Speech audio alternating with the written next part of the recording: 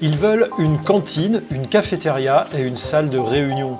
Hélas, pour ces travailleurs migrants du foyer Branly à Montreuil, le projet de rénovation en cours qui doit les reloger dans un nouveau bâtiment ne prévoit que des chambres. Une situation inacceptable pour ces Maliens, Sénégalais, Mauritaniens, souvent en France depuis plusieurs dizaines d'années. Et pour les soutenir, associations, voisins, anciens du foyer ont répondu présents lors de 2 jours de festival alimentaire organisé fin novembre. L'objectif de cette journée de festival, c'est comment aider ces résidents qui habitent dans ce bâtiment depuis 30 ans, 40 ans et même plus.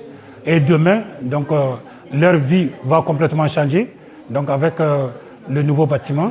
Donc, malheureusement, les conditions donc, de cette résidence sociale ne conviennent pas aux résidents. Donc ce comité de soutien est là pour les aider. C'est sur le titre.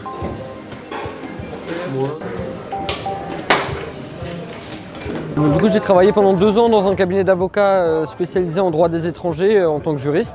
Du coup, là aujourd'hui et hier au foyer, je fais une permanence administrative d'accès au droit. On répond à toutes les questions d'ordre administratif globalement.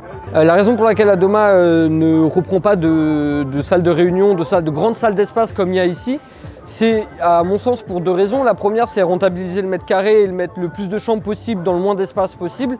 Et surtout, c'est pour éviter de permettre aux gens qui y habitent de sociabiliser, de se rassembler. Parce que plus quelqu'un est isolé, plus c'est facile de lui imposer des règles qui pourraient se rendre compte en communauté que les règles sont abusées. Car la cantine ici, c'est une véritable institution, garantie de repas copieux et bon marché, entreprise de restauration collective, mais aussi lieu de rencontre et d'ouverture.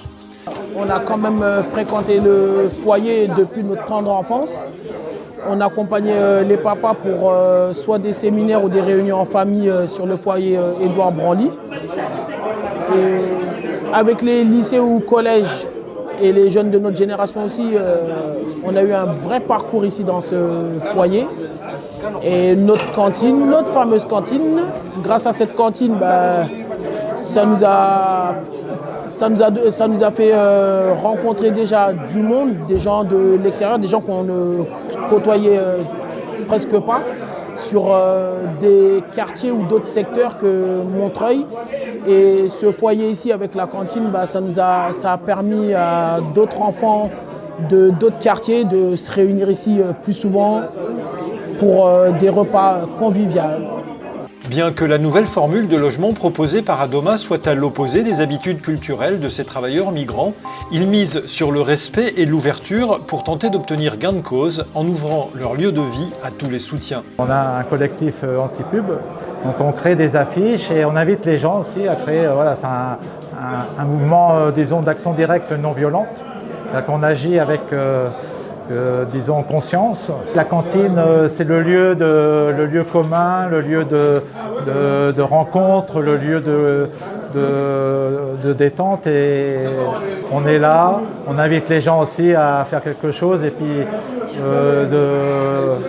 de se mobiliser. Je ne sais pas quoi dire d'autre.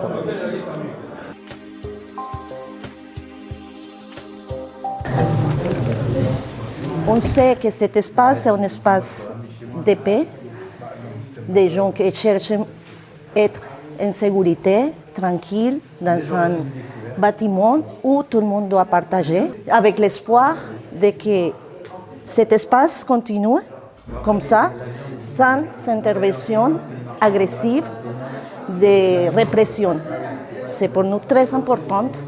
On est beaucoup de personnes de différentes origines que nous cherchons la paix, la tranquillité et être ensemble dans une société équitable.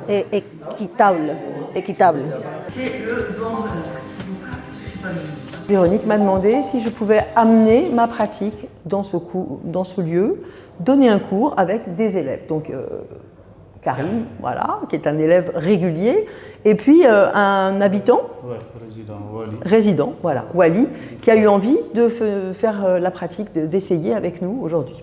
L'aïkido et tout le chemin de ma vie m'a amené à, voilà, peut-être m'intéresser un petit peu plus aux autres, j'espère, mais au moins comprendre qu'il y a des endroits où c'est important de se bagarrer pour que les gens vivent dans la dignité et voire mieux encore.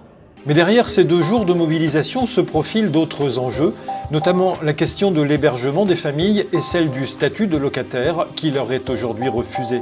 Les revendications de ces résidents, je les soutiens à 100%, parce que bon, c'est des citoyens à part entière comme d'autres citoyens, mais malheureusement, ils ont un statut un peu spécial, qui n'est pas vraiment un statut de citoyen à part entière.